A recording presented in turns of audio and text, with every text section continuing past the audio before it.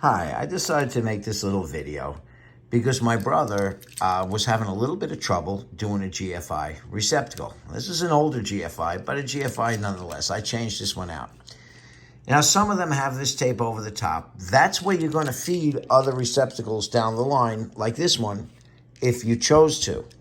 But if not, when you hook this up, okay, you're going to see line and load. Okay, you see the line side?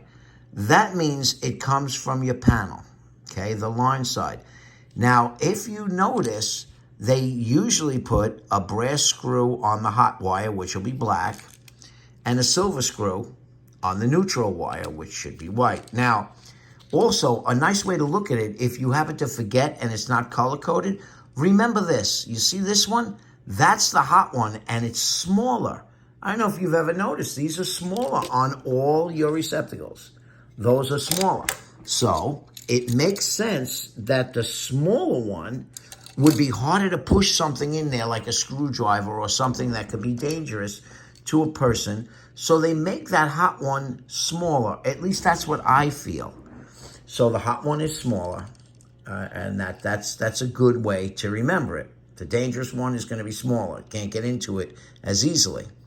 So if you want to wire this up, you could wire this up from your panel directly to this, boom, boom, and you put this on here on the line side.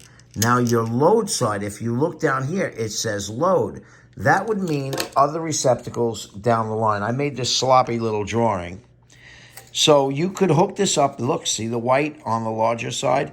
You could hook it up and feed the other receptacles. This would be a basic explanation. Here's your panel. You feed the line side. Come off the load side. The load means what you're loading onto it. And this GFI or GFCI, which is actually the same thing, will feed this receptacle and this one and whatever else you put down the line. And you see how you do that? Now, the difference with these receptacles is these receptacles are the screws don't make a difference because they're tied together in the middle. See that little twist tie? Now, if you wanted to, if you break that little piece out right there, you could actually make the bottom of this receptacle on a switch and the top of it hot all the time if you chose to. You could actually break that out, see? And if you chose to share the neutral, then you could leave the neutral side together and break the hot side, and you could allow this to be switched. And same on these. See the little tab? You could break that off and feed the bottom and top separately. Just to let you know, of course, the green screw is the ground. Now, these are a little different because if you went under this thing with the line side, the receptacle's not going to work. It's not going to protect you anyway, that's for sure. Okay, so it's definitely not going to protect you. And it just has a little circuit in there. It has a little chip in there that monitors current flow, so it picks up something. So if you see a ground fault going to the neutral or the ground, it's going to pick it up. It's going to shut that down and protect you. It would also protect other things down the line. Where these do get problematic is if it's raining out and you have an extension cord feeding your Christmas tree outside. Well, that could be, that may trip out if you have it fed from a GFI. But like I said, here's a simple explanation. Come off, you break it to the hot side. And I made the neutral black, which is definitely backwards, but I did it this way you could remember because most people see a car. Most people are familiar with a car battery, with red being positive. In a house, we're used to black being positive, but I just did it. Red is also positive, but I did it red, and the black one should be white, but I don't have a white magic marker on a white paper, so this is what I did. So remember, you come in on the line side, you go out on the load side and feed your other receptacles. Just on one side, it automatically feeds to the bottom one.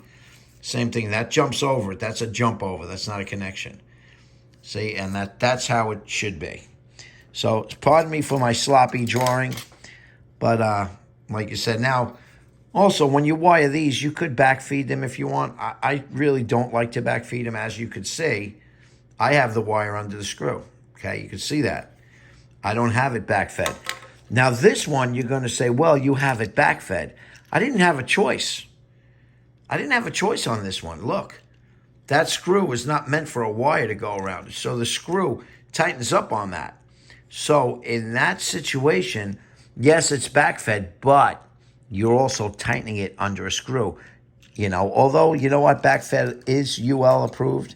So, you know what, you can backfeed. I'm not going to fight it. You can backfeed because it's UL approved, so it can't be too bad. It's been, a lot of people are doing it.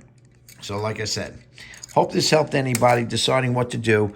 And also to let you know, GFI, it stands for ground fault interrupter, right? GFCI stands for ground fault circuit interrupter. So you might say, well, that's what this is doing. It's interrupting these two. No, it's the same thing. They just decided not to write the C anymore. So it's GFI and GFCI are exactly the same thing. There is no difference. They're both ground fault interrupters. Doesn't mean anything. They're both interrupting the circuit. And it doesn't mean because I have two receptacles, that's a new circuit. It's interrupting the circuit. They both do the same thing. This could be a GFI, GFCI, same thing. All right, hey, do me a favor. Like and subscribe. You never know what you're going to get in my videos. Hope you watched this, Glenn.